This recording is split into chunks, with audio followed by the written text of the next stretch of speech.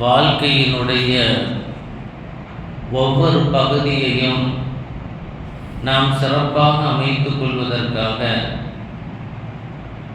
குர்ஆனும் ஹதீஸும் ஏராளமான வழிவகைகளை சொல்லுகிறது.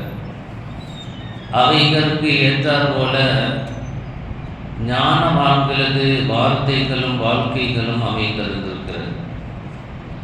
அந்த அடிப்படையில் நாம் பார்க்கிற பொழுது இமாமுனா ஷாஃபி ரலியல்லாஹு அன்ஹு அவர்கள் சொல்கிறார்கள், அல் ஆகிலு இதா அஹ்தஅ யதஅஸ்ஸஃப் வல் அஹ்மகு இதா அஹ்தஅ யதஃபல்லஸ். அறிவுள்ளவர்கள் தவறு செய்தால் அதற்காக வருந்தி மனமாற்றம் பெற்று மன்னிப்பு கேட்டுக்கொள்வார்கள்.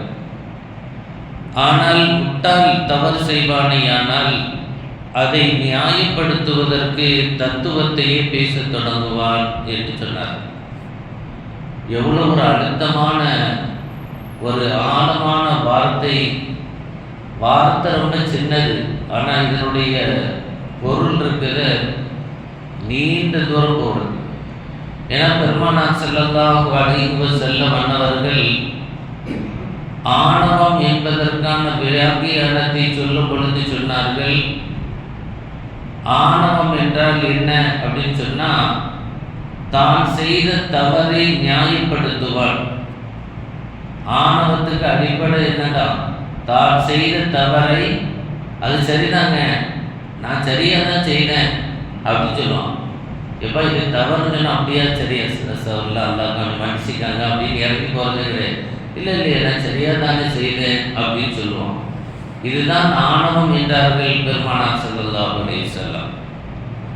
இமாமுனா ஷாஃபி ரலியல்லாஹு அன்ஹு அவர்கள் சொல்கிறார்கள், இந்த செய்தியை அடிப்படையாக வைத்துத்தான் இந்த வார்த்தையை சொல்கிறாங்க. அறிவுள்ளவர்கள் தவறு செய்தால் வருந்தி மனமாற்றம் பெற்று திருந்திடுவார்கள். ஆனால் முட்டாள் தவறு செய்தால் தான் செய்த அந்த தவறை நியாயப்படுத்துவதற்கு தத்துவங்களை பேச துவங்குவார். ஷைத்தான் தானே செய்தான், நான் நெருப்பால் படைக்கப்பட்டிருக்கிறேன், அவர் மண்ணால் படைக்கப்பட்டார், நீ என்ன இப்படி சொல்கிற அப்படின்னு சொன்னான். அப்போ தான் தவறு செய்துட்டோம், அல்லாஹ்வுடைய உத்தரவிலிருந்து மாற்றம் செய்து விட்டோம் என்று மன்னிப்பதற்கு அவன் மன்னிப்பு கேட்பதற்கு மனம் வந்து வரவில்லை. அல்லாஹ் ரப்பல் ஆலமீன் அருள்மறை ஷரீஃபிலே சொல்கிறார், ஆக்கில்களான அந்த நன்மக்களினுடைய பண்புகள், சாலிஹீன்களினுடைய இந்த பண்புகள் என்னன்னா, வல்லதீன இதா ஃபஅலூ ஃபாஹிஷத்தன் அவ் ஸலமூ அன்ஃபுஸஹும் ذكرُல்லாஹ ஃபஸ்தக்ஃபரூ லிதுனூபிஹிம். நாதாக்களான அந்த நன்மக்கள் சீதேவிகள் ஏதாவது ஒரு தவறுகளை செய்துவிட்டார். தவறு என்பது மனிதனுடைய இயல்பு தானே. ஏதோ ஒரு தவறு குற்றங்கள் செய்துவிட்டால், ஏதாவது ஒரு அநீதமான ஒரு செயலை செய்ததை போன்று அவர்கள் புரிந்து கொண்டால், தக்கருல்லாஹ் அல்லாஹ்வை நினைத்து வைப்பாங்க, அல்லாஹ்வே நம்ம தப்பு செய்துட்டோமே. ஃபஸ்தக்ஃபரூ லிதுனூபிஹிம், உடனடியாக அந்த தவறுகளுக்காக வேண்டி மன்னிப்பு கேட்க துவங்குவார்கள், கத்துவார்கள், கதறுவார்கள், ரப்பே நான் தெரியாமல் செய்துட்டேன், நான் பேசிட்டேன் என்று அவர்கள் வருந்துவார்கள். இவர்கள்தான் சாலிஹீன்கள், அருளாளர்கள் என்று அல்லாஹ் ரப்பல் ஆலமீன் சொல்கிறார். அதே நேரம் தவறு செய்தவன் இருக்கிறானே, வல் அஹ்மக் முட்டாள், இதா அஹ்தஅ யதஃபல்ஸஃப், அவன் தவறு செய்து விடுவானேயானால் அதற்காக வேண்டி விவாதிக்க தொடங்குவான், தான் செய்த தவறுகளை நியாயப்படுத்த துவங்குவான். அல்லாஹ் சொல்கிறான், இப்படிப்பட்ட தற்பெருமை உள்ளவர்களை அல்லாஹ் விரும்புவதில்லை. இன்னஹு லா யுஹிப்புல் முஸ்தக்பிரீன், தற்பெருமை பேசுபவர்களை அல்லாஹ் நேசிப்பதில்லை, விரும்புவதில்லை என்று சொல்கிறார். பெருமானார் ஸல்லல்லாஹு அலைஹி வஸல்லம், குல்லு பனி ஆதமன் ഖത്താഊன் வ ഖைருல் ഖத்தாஇ அத்தவாபீன், ஆதமுடைய மக்கள் அனைவர்களும் தவறு செய்பவர்கள்தான், தவறு செய்பவர்களில் சிறந்தவர்கள் தன்னுடைய தவறை உணர்ந்து தௌபா செய்பவர்கள் என்றார்கள் கண்மணி முஹம்மது ரசூலுல்லாஹி ஸல்லல்லாஹு அலைஹி வஸல்லம். இது அறிவாளிகளினுடைய பண்பு. அறிவற்றவர்கள் விவாதிக்க துவங்குவார்கள். தான் பிடித்த முயலுக்கு 3 கால் தான் என்று பேசுவார்களே, இவர்கள் தற்பெருமைக்காரர்கள், ஆணவக்காரர்கள். அவர்களுக்கு அழிவுதான். ஆணவம் எப்பவுமே அழிஞ்சிடும். ஒரு நாள் இல்லை ஒரு நாள் கண்டிப்பாக. அதாவது மரத்தை போல பணிந்தால் அவனுடைய வாழ்க்கையில் நம்ம தேவைக்கு ஏற்ற மாதிரி பழத்தை பறிச்சு விட்டுருவோம். கிளையை வரையிலன்னா என்ன செய்வோம்? பிடிச்சி தூங்குவான், இழுப்பான், அட்டிப்பான், எல்லா வேலையும் செய்தது முறிச்சு தில்லாம் போயிட்டுருவான். அந்த மாதிரி தான் பெருமானார் சொன்னார்கள், லா யதுகுலுல் ஜன்னத மன் கான ஃபீ கல்பிஹி மிஸ்காலு தர்ரத்தின் மின் கிபர். தற்பெருமையிலிருந்து பெருமையிலிருந்து இவ்வளோன்று இருந்தாலும் சரிதான், அல்லாஹ் அவர்களை சுவர்க்கத்தில் நுழைய விட மாட்டான்.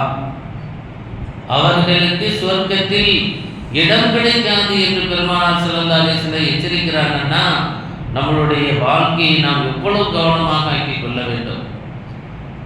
சையதுனா உமர் இப்னுல் கத்தாப் ரலியல்லாஹு அன்ஹு அவர்களது ஆட்சி காலம் அது. எப்படிப்பட்ட சிறந்த நீதத்தை அவர்கள் நிலைநாட்டி இருக்கிறார்கள் என்பதை நாம் புரிய வேண்டும். உமர் ரலியல்லாஹு கலீஃபாக ஆட்சி செய்து கொண்டிருக்கிறார்கள். அப்படி ஆட்சி செய்து கொண்டிருக்கும் பொழுது மக்களுக்கு மத்தியில் ஒரு மஷூரா நடக்குது.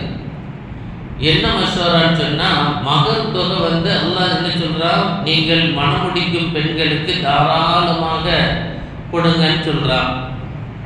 அப்படி கொடுங்கன்னு சொல்கிறது ஆண்களுக்கு சிரமமாக இருக்கிறது என்பதை போல நிறைய சஹாபிகள் சையதுனா உமர் ரலியல்லாஹு பேசுனாங்க. இப்படி ரொம்ப கஷ்டமாக இருக்குது, அதுக்குன்னு ஒரு நிர்ணயம் நேற்று வச்சா. பழைய காலம்லாம் ஒரு காலம் இருந்துச்சு, 1001 ரூபா 101 ரூபான்லாம் மருந்து எழுதுவாங்க. நல்லா பாதுகாப்பான். அந்த காலம்லாம் மறையிருக்கு. இப்போலாம் 50 கிராம் 60 கிராம்னு கொஞ்சம் காதில் கேட்கவே கொஞ்சம் குளுமையாக இருக்குது. அப்போ இந்த மாதிரி நீங்கள் ஒரு டார்கெட்டை நிறைவேற்றி வச்சுட்டா 10 கிராம்னு முடிச்சுட்டா அதை தாண்டி எவ்வளோ வேணாலும் கொடுத்துட்டு போட்டோம். 10 கிராம்ன்றது எல்லாத்துக்கும் கௌரவமாக இருக்கிற மாதிரி ஒரு ஆலோசனை நடந்துச்சு. ஆனால் பெண்கள் அதை ஏற்றுக்கிட இல்லை. அந்த பெண்களிலிருந்து கருத்து வந்தது, சையதுனா உமர் ரலியல்லாஹு அன்ஹு அவர்களுக்கு எதிராக அந்த கருத்து அமைந்திருந்தது. என்ன நீங்கள் இப்படி சொல்கிறீங்க? அல்லாஹ் ரப்புல் ஆலமீன் மனக்குறையை வழங்குவதற்கு அவன் தாராளமாக வழங்குங்கள் என்று சொல்லுகிற பொழுது உமர் அதை ஒரு குறிப்பிட்ட அளவு நிறுத்தி கொள்வாரா? இவ்வளோதான் கொடுக்கணும்னு சொல்வதற்கு உமருக்கு என்ன ரைட்ஸ் இருக்குது? அல்லாஹ்வுடைய உத்தரவு பெரிதா, உமருடைய வார்த்தை சிறந்ததா என்று சொல்லி அவர் எழுந்து தன்னுடைய ஆட்சேபனையை தெரிவித்தவுடன் சையதுனா உமர் ரலியல்லாஹு அன்ஹு அவர்கள் தன்னுடைய கருத்தை திரும்ப பெற்றார்கள். தான் தவறு செய்து விட்டதாக சபையிலேயே மன்னிப்பு கேட்டார்.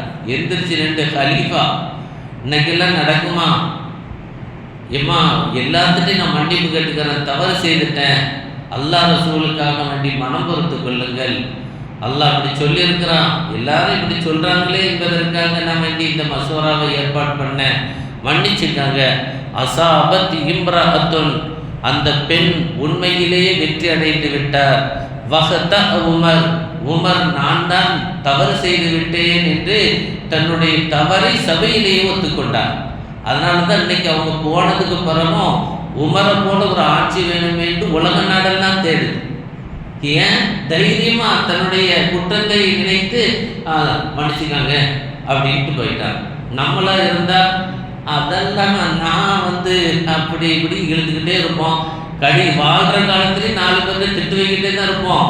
போன பிறகு முசீபத்து இருந்துச்ச ஒன்றுக்கும் உதவாது, எப்பவுமே இப்படி தான் இருக்கும்னு சொல்லி திட்டு வைக்கிட்டு தான் இருப்பான். வாழும் காலத்திலேயும் இது திட்டு தான், சாபம் தான், போனதுக்கு அப்புறமும் சாபம் தான். உமர் ரலியல்லாஹு வாழும் காலத்தில் தன்னுடைய தவறை உணர்ந்தார்கள், மன்னிப்பு கேட்டாங்க. போனதுக்கு அப்புறம் மக்கள் மனதில் வாழ்ந்து கொண்டிருக்கிறார்கள்.